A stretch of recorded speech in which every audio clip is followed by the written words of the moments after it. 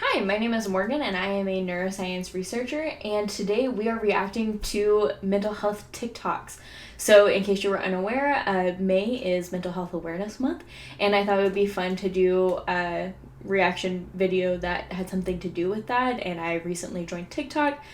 Is this just an excuse to talk about my TikTok? Probably. You should go check it out. It's at Ask a Neuroscientist. I'll also put my other social medias here in case you want to follow me.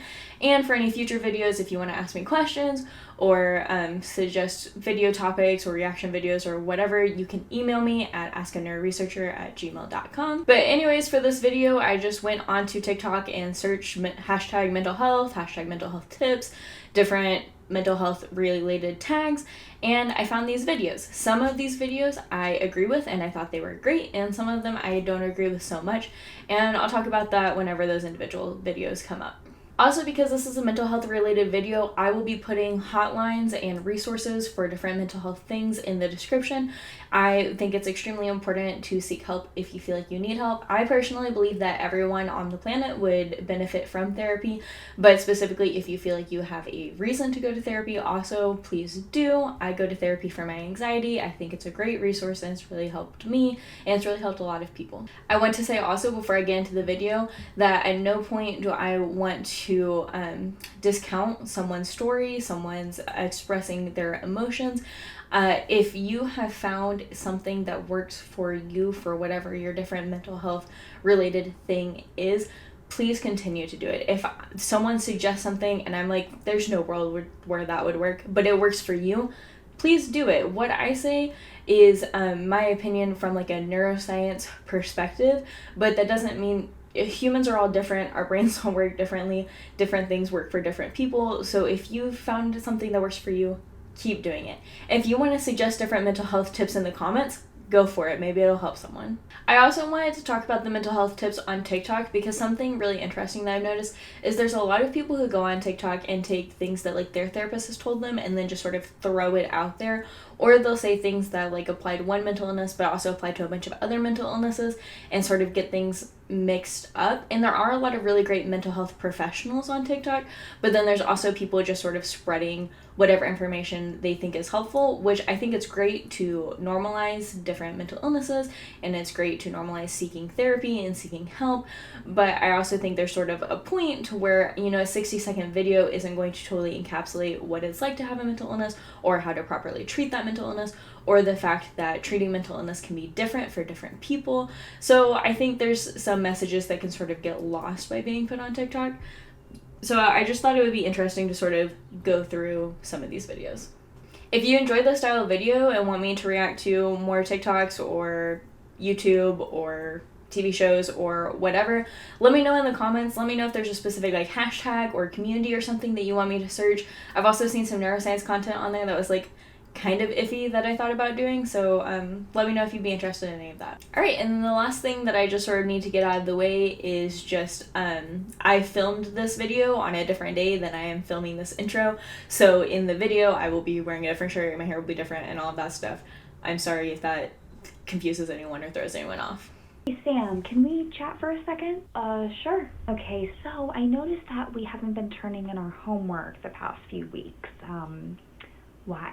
I've just been really anxious lately and it's causing panic attacks at home, so I haven't been able to... Wait, what does that have to do with homework? I don't know, I start my work and I feel anxious, so I stop, and then when I stop I feel anxious for not working, and then I just don't get my work done at all. Well, you seem fine to me when we're in class and you're with your friends and you don't seem panicky. Oh, I'm glad you can't tell. I've been anxious all class and I picked my fingers till they started bleeding. Okay, I think we might be self-diagnosing a bit. My cousin Stepniece has anxiety and she's anxious like all the time, like you can definitely tell. But I don't see that with you at all. I get that. I just panic more internally, I guess. Right, so that's why I'm thinking it's not anxiety. It's, you know, maybe laziness, just not wanting to do it. Not anxiety. Oh, I didn't know you're also a doctor. Well, I'm just a teacher, but... So I wanted to start off with that one because I think it's a great example of how you can't always tell that someone has a mental illness, and it's important to believe people whenever they tell you what they're experiencing, because like you can't just look at someone and know they have anxiety, or look at someone and know they have depression, or any other mental illness for that fact, because it's in our heads. You can't see what's going on in our brains. So I thought that was a great example of this. And then also, it was also a good representation of how anxiety can affect someone. It can prevent us from turning in homework or from doing work because we get so overwhelmed. But that's why it's so important to seek help whenever you realize that that's what's happening to you, because it really does affect your daily life. And if you don't seek help, then it's going to continue to until you manage to get it under control.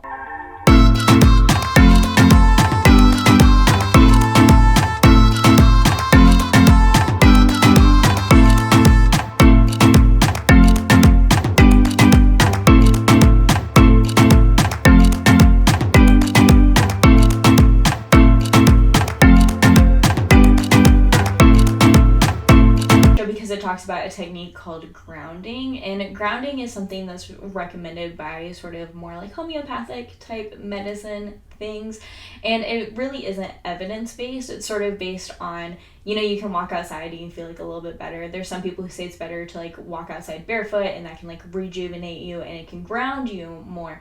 And this is one of those things, like I said, if it works for you, that's great. I'm very happy that it works for you. But it doesn't really work for everyone, and it's not at all evidence-based. There's a really awesome Sawbones episode. Sawbones is a really cool medical podcast. They did a really good episode about grounding that I'll also link in the description, because I think it's pretty interesting to talk about and to think about. But like I said, it's not necessarily evidence-based, and it isn't necessarily really going to help everyone or even really most people. So for this next one, I just think it's a fun psychology thing, and I stumbled across it while researching this, so I'm going to include it. But I'm going to show you a video, and I want you to pay very close attention. There's going to be people passing a ball.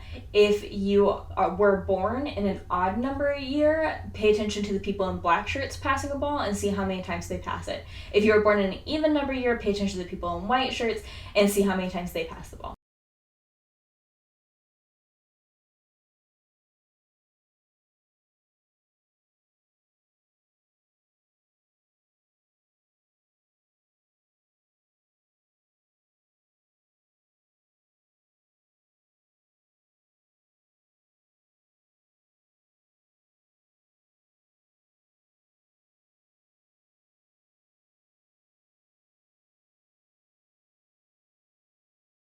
Okay, so now, like, how many times do you think that your team passed the ball?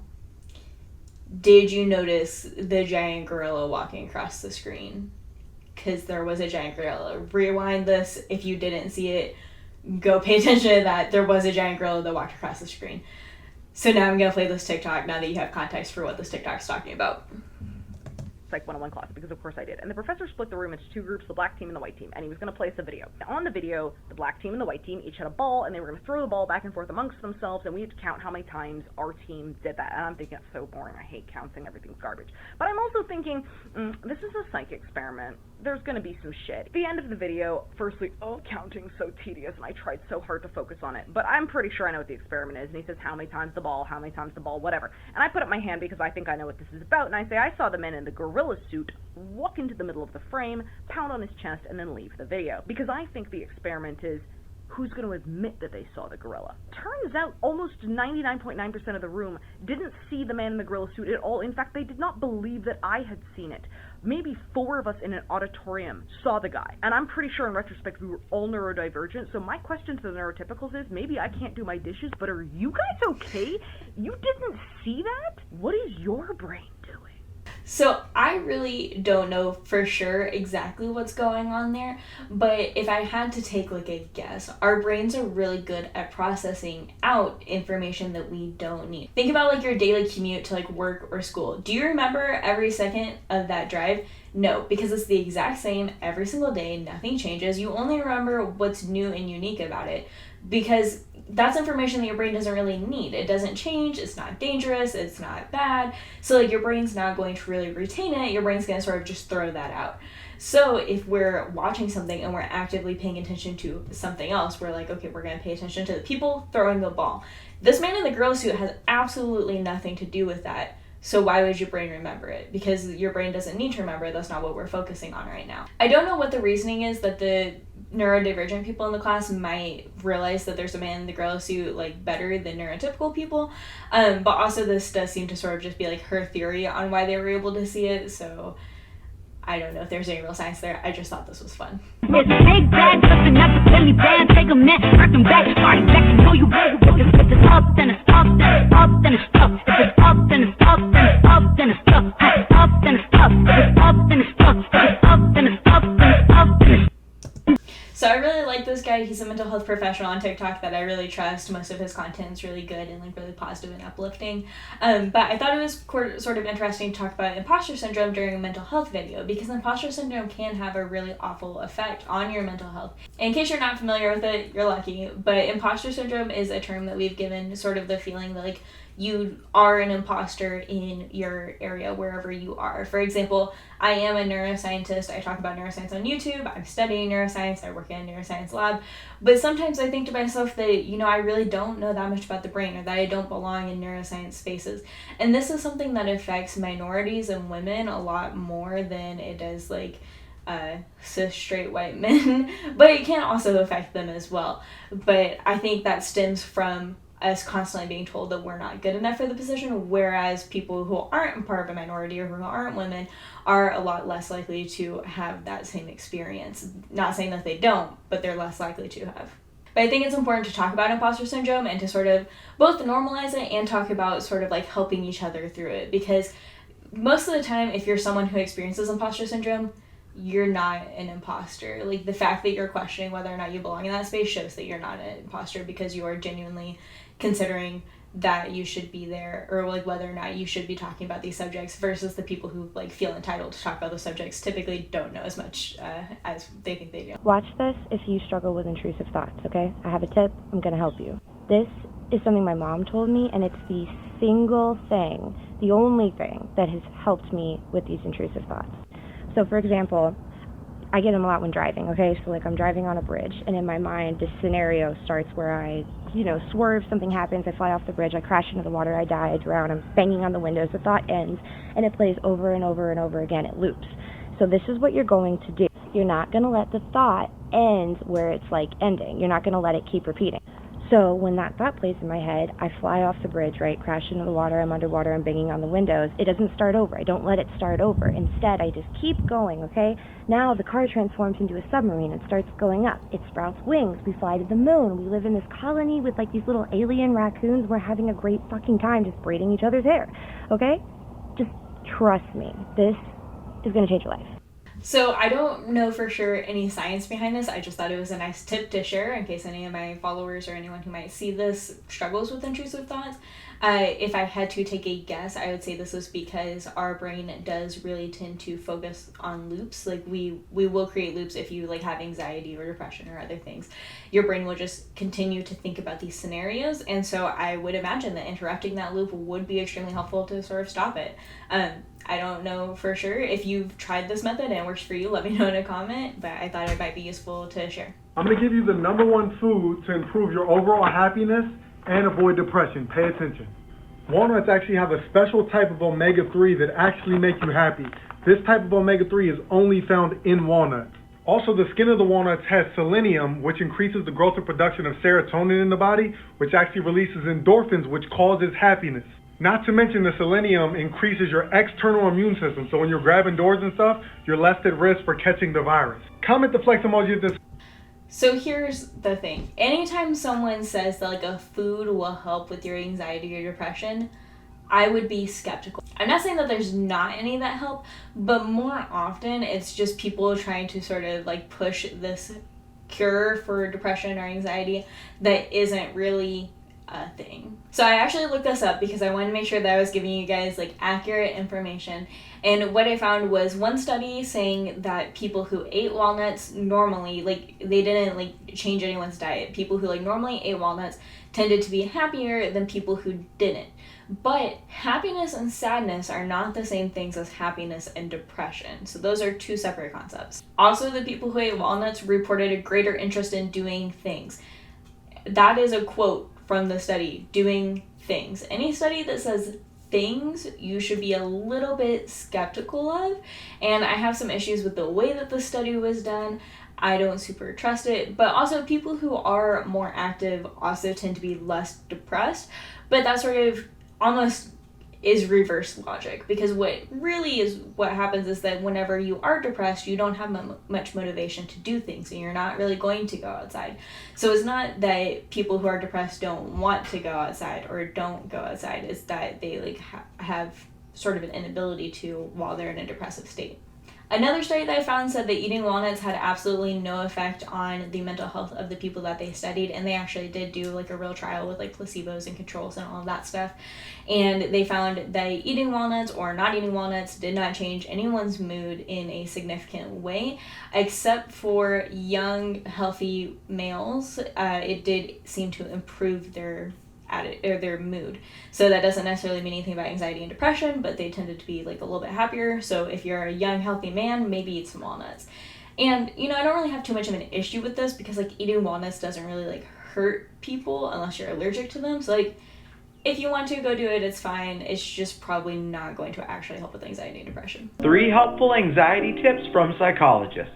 If you're new in this series, we talk about bettering both our physical and mental health. Reduce caffeine. Caffeine in sodas and coffee have been shown to make us more anxious. Take a 15-minute walk. Research shows that walking is one of the best ways to calm the mind. Go to bed earlier. Sleep deprivation is becoming one of the fastest growing reasons for anxiety. Make sure to get 8 hours per night. So I really liked this one. I think it had some helpful tips for people with anxiety. Yes, coffee. I actually don't drink coffee because it does induce panic attacks in me. So reducing your caffeine intake can actually help reduce your anxiety levels.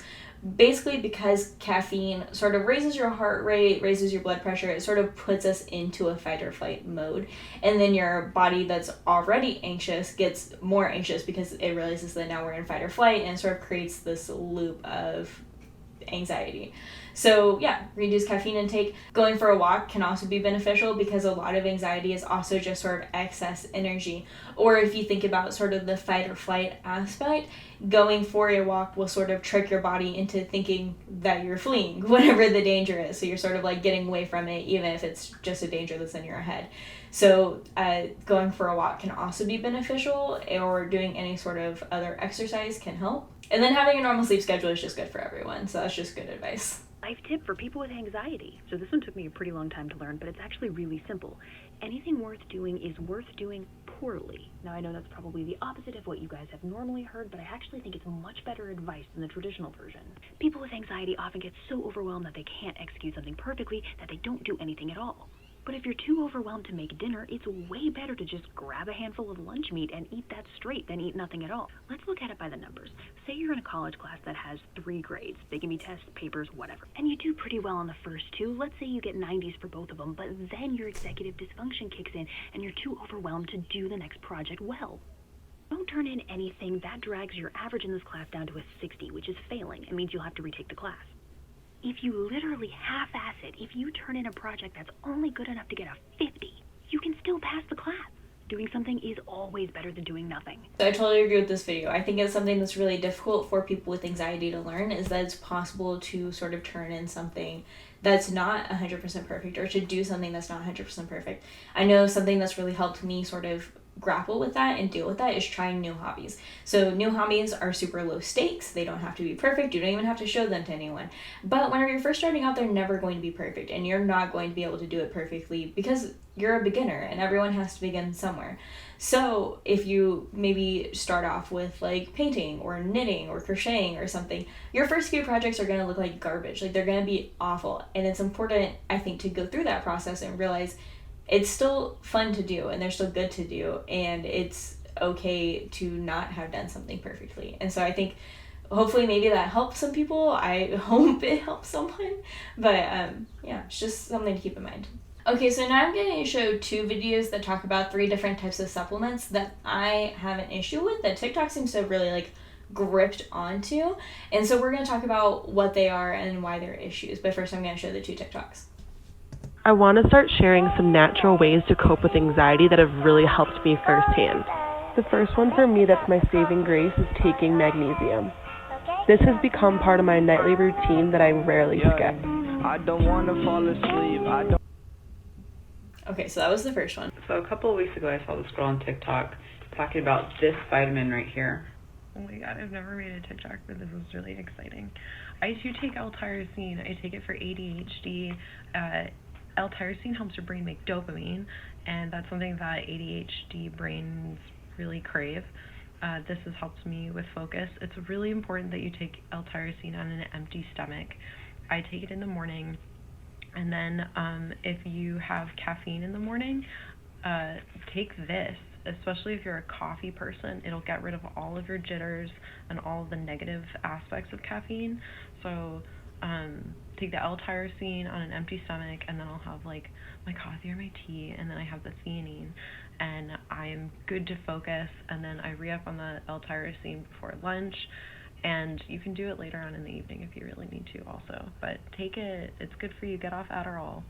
Okay, so that last bit is why I really wanted to talk about this, because don't tell people to get off their meds. Some people need their meds, and I think it's important that we acknowledge that. I think doing this, like, these holistic things and, like, taking vitamins and going for walks and all of that stuff, it's great, and I am so happy if it helps you. That is amazing, and it's great. But some people do need medication, and we shouldn't be shaming anyone for taking medication for something that they need it for in order to function properly. So, like, don't do that to people. It's sort of like how some people can go to therapy for their anxiety and depression, but other people do need anxiety and depression meds, and that's fine. It doesn't make anyone better or worse than anyone else, and doesn't make anyone like weaker or stronger than anyone else. If you need to take medication, please take medication, and I am so sorry if anyone has ever shamed you for doing that. But let's talk about the stuff that they were talking about in those videos. So first of all, they talked about magnesium and L-tyrosine and L-theanine. So L-tyrosine and L-theanine are both amino acids, and we need amino acids. But both of the ones I just listed are non-essential amino acids, which basically means like essential amino acids are ones that we need to get from food. Non-essential amino acids are ones that like our body should be making normally. So unless you have some sort of problem producing those, you don't need to be actively intaking them. And then magnesium I thought was interesting because the person in the TikTok was like stirring some stuff into some water or something. I wasn't really totally sure what she was doing with the magnesium. You can get magnesium out of a multivitamin, so just take a multivitamin. You don't have to go through all of that effort. But let's talk about like what those things do. So first of all, they claimed that magnesium will help stabilize your blood sugar, which actually is something that's been studied, and magnesium does assist in keeping your blood sugar at like a normal point. But if you are a person who has high or low blood sugar at like a point where you need like medical intervention, you should discuss this with your doctor. You should not be taking medical advice off of TikTok, and magnesium is not going to like cure you of whatever blood sugar issue that you have. Next, they were making claims about it helping with anxiety. So I looked up some studies about stress and anxiety and taking magnesium to like help with it. And from what I found, there have been a few studies done in women where they combined magnesium with B6 and did find that it reduced stress, not anxiety, stress. So like if you're having a stressful time, sure, take some magnesium, take some B6. Both of those are in a multivitamin. Just take a multivitamin. They also found that taking magnesium on its own has no effect on stress. So if that person was doing it without without multivitamin or like without B6 or whatever, it likely was not having an effect. We are extremely susceptible to placebo effect though, and likely if someone tells you, hey, this thing will help reduce your stress, and then you take it, it will reduce your stress, but not because the actual compound is reducing it, because your brain thinks that it's going to reduce it, if that makes sense. Also, for all three of these compounds, they were kind of difficult to research because a lot of what I found was people on like these holistic medicine websites that were very like essential oils type things, and it was just rough finding like credible sources. But what I just told you was from like real journals, so I somewhat trust what I just said. Next, the L-theanine stuff is what they were saying helps with like coffee, and I've seen a lot of people on TikTok recommend it to get rid of like the jitters that come along with coffee. From what I could see, L-theanine is something that is found in green tea, and it's also like, it's just an amino acid. It's found a lot of places, but it's found in green tea specifically.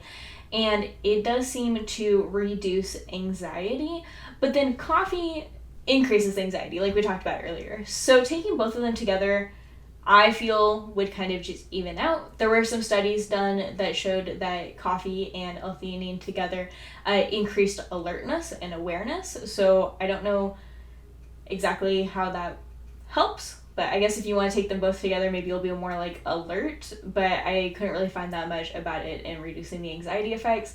And I feel like if it did reduce the anxiety effects, it would sort of just also reduce the coffee effects as well. So it's difficult to research, but that's what I could find. If it helps you, it helps you. So just do whatever, but it's not really like evidence-based. Lastly, taking L-tyrosine for ADHD. So tyrosine is a precursor to dopamine, which is involved in ADHD. So like that logic kind of tracks. Where the issue is first of all, taking something, like ingesting something, does not necessarily mean it's going to go to your brain. First it's going to go to your stomach, and then it's going to get dispersed, and your stomach might break it down. It may never make it to your brain. It may not cross the blood-brain barrier. There's a lot of issues with just assuming because you eat something it's going to then go to your brain. Likely it won't. Also, just putting a precursor to something in your brain is not going to cause you to create more of it, because there's a lot that goes into creating dopamine other than just having the precursor present. So likely what your issue is not a deficiency in the precursor, it's a issue in deficiency somewhere else along the chain. And that's actually backed up by evidence. There was a paper that came out that I read that showed that people with ADHD are not deficient in tyrosine, so that is likely not the issue there that needs to be solved. So taking it is likely not fixing anything. And once again, I would like to conclude this with saying, if you need medications for things, please take your medication. Okay, now let's end this on a happy note. 4 things you can do to cultivate more joy and happiness in your life. The first is a 30-day gratitude challenge. This basically means once a day, write in your journal one thing you're grateful for in your life. This is going to retrain your mind towards appreciation. All right, the next is cardio exercise. So once a day, basically exercise until you sweat. Once you get a sweat going, your body's going to start releasing endorphins, and your whole physical body is going to feel better. This doesn't have to be long. It can just be 15 minutes. All right, next is meditation. So meditation doesn't have to be this big, mysterious thing. There's lots of apps out there. I like Calm or Headspace. You put your headphones on, you chill the F out, let go of your worries, and enjoy the sensation of breathing. And finally, there's this magical thing called praise. If you can once a day praise someone in your life, they're going to feel happier about themselves. They're more likely to praise you back. Everybody's happier. So I think that was some really good just general advice to everyone, even if you're not struggling with anxiety or depression, if you are like neurotypical and don't have any mental health problems. I think it's still sort of like a great idea to get us to be like a little bit happy in our daily life, a little bit more like excited about different things. I don't know if there's any science behind it, but I thought that it was nice. So that's all for these TikToks. Like I said, I will leave a link to some hotlines down below, and also to some podcast episodes talking about different things that were discussed in this, so please feel free to go check those out. And I hope that you enjoyed sort of this new format. I haven't really done a TikTok video before, so I thought it would be interesting. Like I said, go check me out on TikTok. I will also list my social medias here if you want to go check me out on any of the other ones. If you would like to ask a neuro researcher a question, you can email me at askaneuroresearcher@gmail.com, or you can leave a comment in any of my videos, and hopefully I'll see you. And with all of that, I will see you on Wednesday. Bye.